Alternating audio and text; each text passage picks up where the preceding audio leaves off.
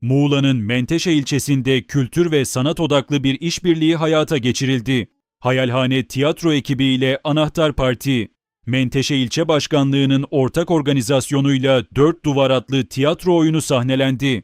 Kadınların toplumsal hayattaki rolüne dikkat çeken oyun, Gazi Mustafa Kemal Atatürk Kültür Merkezi Yıldız Kenter sahnesinde izleyiciyle buluştu.